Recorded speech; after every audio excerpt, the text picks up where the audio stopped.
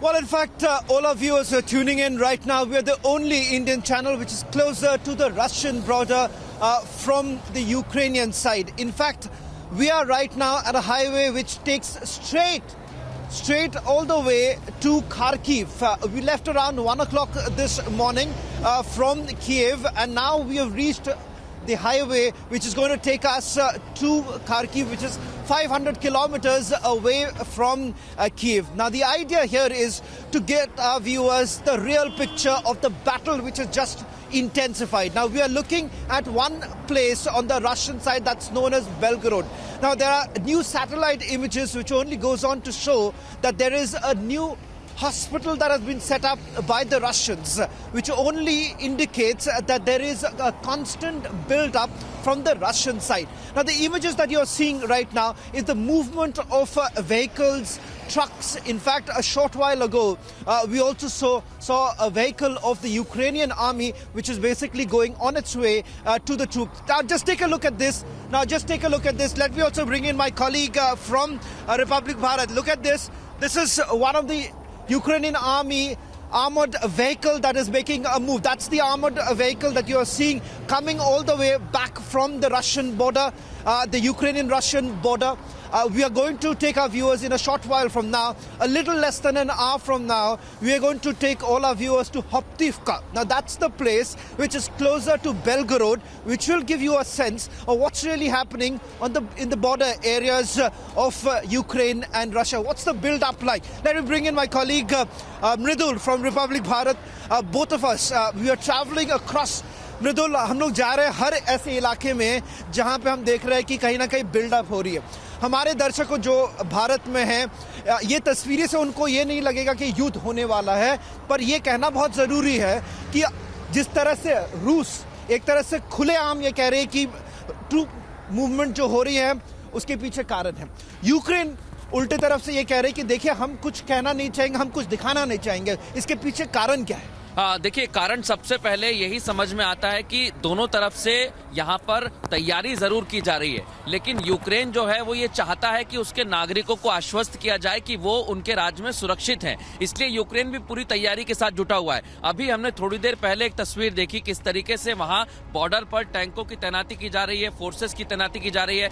आपने बताया कि वहाँ पर हॉस्पिटल भी बना दिया गया है. एक आमतौर पर अगर देखा जाए तो यहाँ पर लोगों को यही बताया जा रहा है, और ये तस्वीर बताने के लिए काफी है कि आज बहुत कुछ कहता है, बहुत कुछ बताता है कि हाँ, थोड़ी देर बाद जब हम 50 मिनट बाद जब पहुंचेंगे बॉर्डर एरियाज पर, तो वो ये तस्वीर बताने के लिए काफी होगी कि रूस जो कदम उठा रहा है वो वाकई यूक्रेन को मुश्किल में डाल सकता है. लेकिन हाँ, यूक्रेन की तैयारी भी काफी है. यूक्रेन के लिए अमेरिका ने लगातार मदद का आश्वासन दिया है. अब देखना होगा जब हम पहुंचेंगे कि बॉर्डर पर कितनी तैयारी है.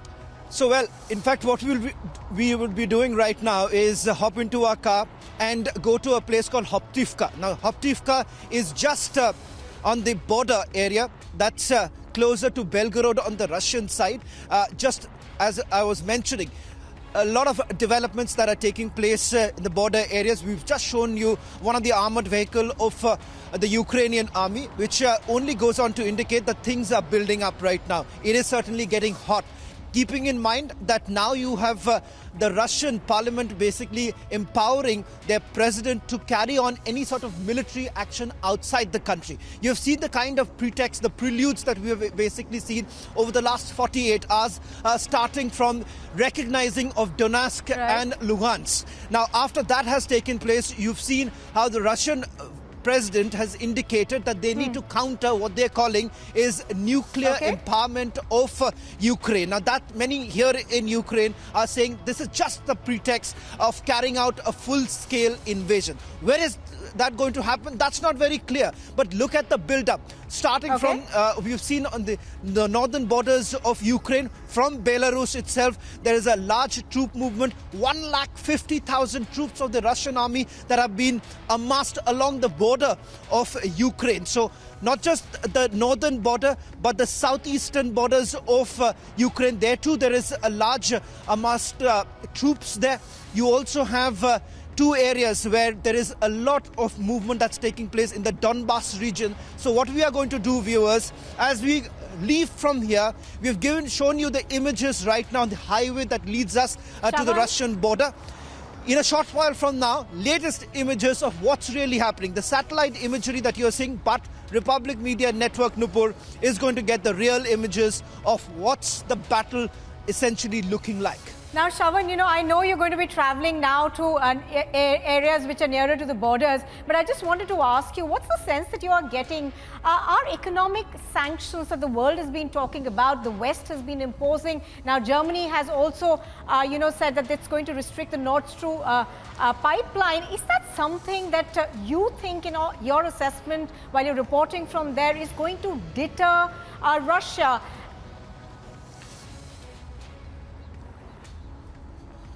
Well, as far as a deterrent is concerned, nothing really is deterring the Russians at this point in time. An indication came in from Russian President Vladimir Putin, where he indicated that they need to counter what they're saying, the nuclear threat that is emanating from Ukraine.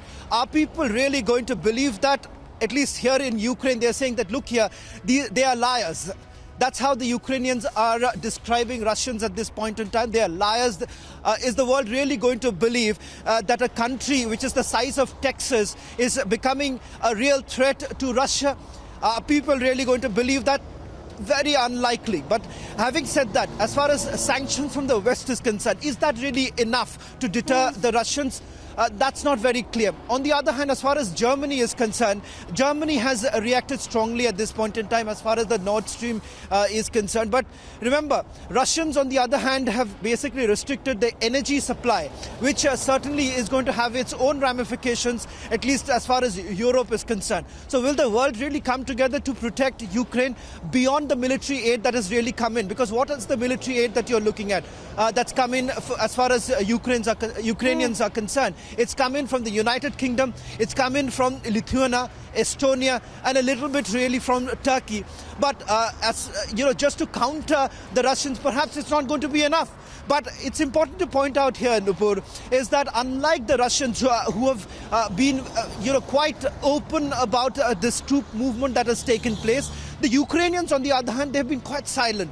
They're saying that, look here, the battle is not about just what has happened in the last 6 to 8 months, but a battle that is going on for the last 8 years. And they're indicating that perhaps this time, if any sort of invasion actually takes place, unlike what happened in 2014 when Crimea was annexed, when the Ukrainian armies did not fire a single shot, this time it's not going to be the same. That's the sentiment really coming out, emerging from Ukraine at this point in time. All that I would like to tell all our viewers right now is that to get the real images, we are going to go as close as possible to get you the real sense of this battle. Now, Shravan, a large number of people and analysts who've been looking at this situation seem to believe that all of this is a lot more about a post-Cold War sphere of influence.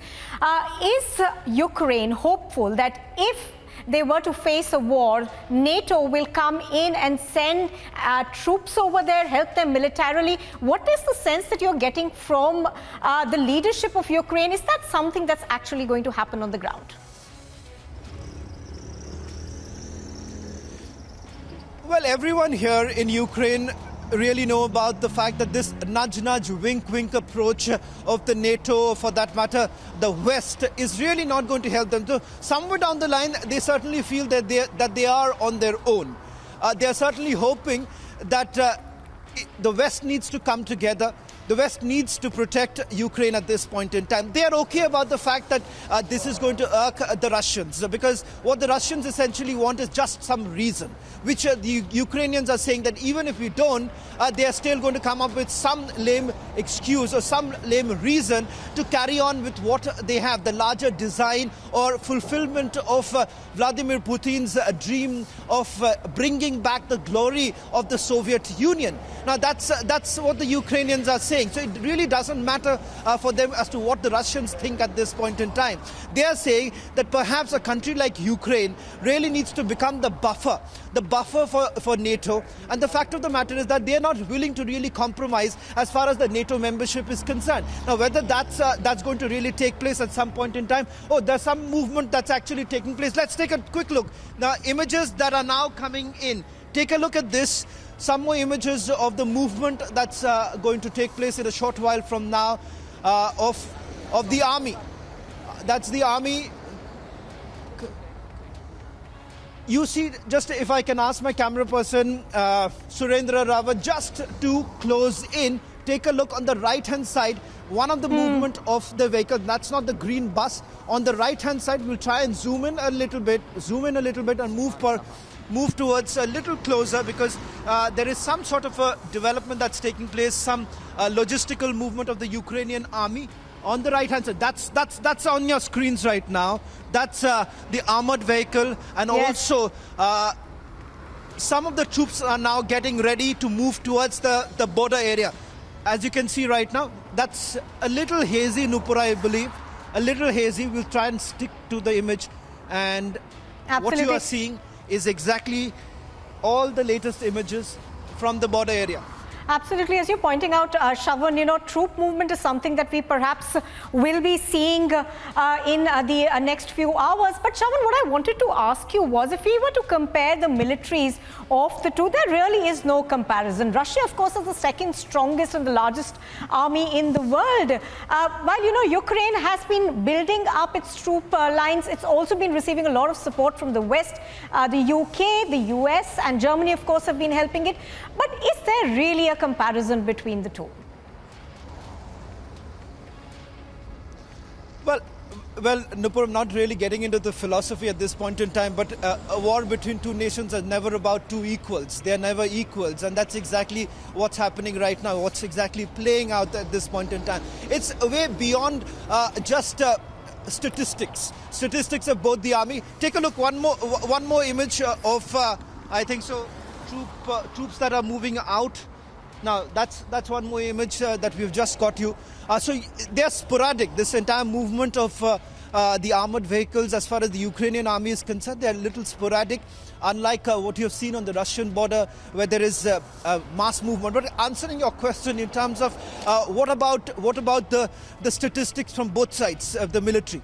In fact, Nupur, I did manage to speak to someone in the Ministry of Defense, the advisor to the Ministry of Defense here, and the indication that really came in is that, look here, we are being a little secretive about what we are doing at this point in time, because there is an information warfare that is taking place, what the Russians are very good at, the information warfare, and that's what they are trying to avoid. They do not want to fall into the trap of the Russians, and that's the reason why they have been a little coy about putting out information as to how exactly they tackling this threat that has come in from the Russian side. But one thing is very clear, Nupur.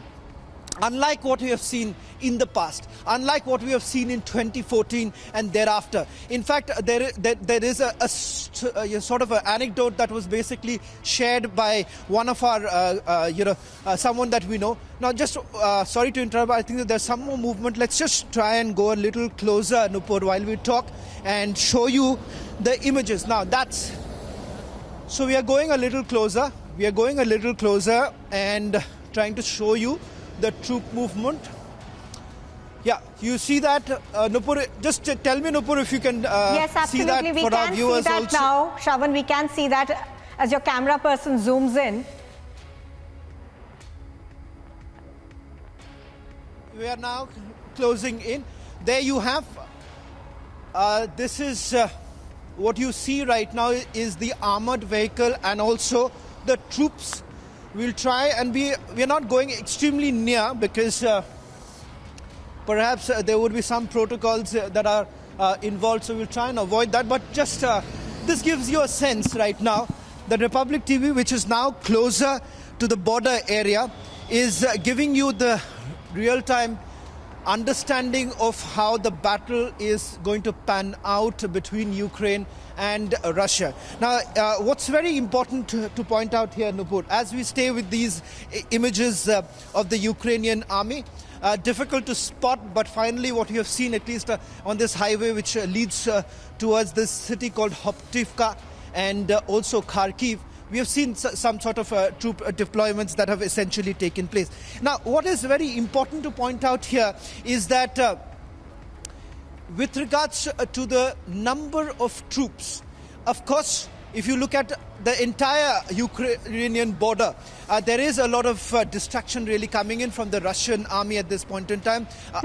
Over 150,000 troops that have been amassed on the borders of Ukraine, especially if you take a look at Belarus, if you take a look at southeastern Ukraine. Many would say that a city in Ukraine, that's Mariupol. Mariupol could be the entry route for the Russians also. But as far as the Ukrainians are concerned, important to point out here is that they are saying that unlike what they have seen in the past, where the Ukrainians have been quite silent in their approach, it's not going to be the same this time. That's all the kind of assurance that we are getting here in Ukraine at this point in time, that when it happens, whenever that happens, they are not going to lie low. But in fact, some people are saying, sad to say this, but this is going to be a bloodbath. It's going to be a bloodbath if the Russians really decide to go full throttle, go ahead with a full-scale invasion. Will that really happen, or will it be a limited war, is something that we'll have to wait and watch. But certainly, all the indications that have come in from Russia, to just put this together, starting from the fact that you have recognition of the two breakaway regions of Donetsk and Lugansk, both of them has certainly irked the Ukrainians, and not just the Ukrainians, but even the West, that has finally led to some sort of a sanction that has come in.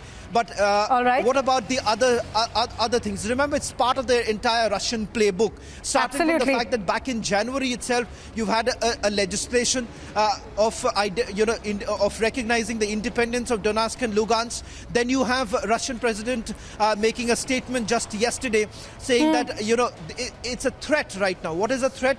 The nuclear empowerment of Ukraine. And the fact of the matter is, perhaps not many are going to really buy it. But now, Shravan, you've been talking about the kind of voices we've been hearing from Russia to essentially where they are saying that this is perhaps their way of legitimizing war on Ukraine.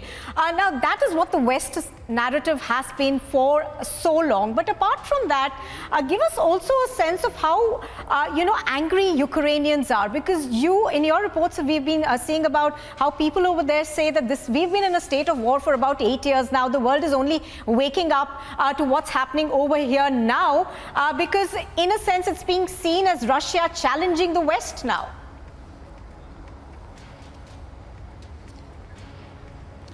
Well, as far as anger is concerned, there's absolutely no doubt about it. We spoke to a cross-section of people yesterday in Kiev to understand how exactly are the Ukrainians really reacting to this. And Nupur, I can tell you, almost everyone that we spoke to, while they had a smile on their face, but at the same time they said that, look here, we are really seething with anger at this point in time, because what is really happening is that Russians have been very successful in what they're calling their propaganda, their lie campaign that has basically been going on. And that campaign is going on for a very, very long time. And importantly, will the world really buy? Because at the end of the day, they're saying that, okay, now that's the movement that you're taking.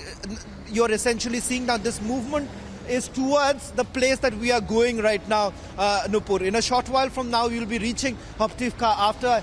After this particular broadcast, we'll be going towards this very direction, all the way to Hoptivka, and trying to be a little closer to this place called Belgorod on the Russian side. And the reason being, because in Belgorod, just about a few weeks ago, there was a mass movement of the Russian troops. You've had the armored vehicles being brought in, tanks being brought in, roughly about 50 to 50,000. That's part of the South Military District, the SMD of the Russian troop. And they are part of that 8th Combined Command Unit of the Army. Now, that's the specialized unit of the Russian Army, at least in that very area itself, along the eastern Ukraine border. So if you take a look at it, this, I would say, is the epicenter of the battle that's taking place. One more movement that's taking place. So it gives you a sense of what's really happening right now. Things are certainly building up, at least in the border areas, as we move out of Kiev, the capital city of Ukraine. Yes, there is some sort of build-up, some sort of movement as far as the Ukrainian army is also concerned. All right, Shravan Sen, Thank you for joining us. Shravan, of course, is part of a large group of reporters who are right now stationed in Ukraine. Shravan, thank you for the moment.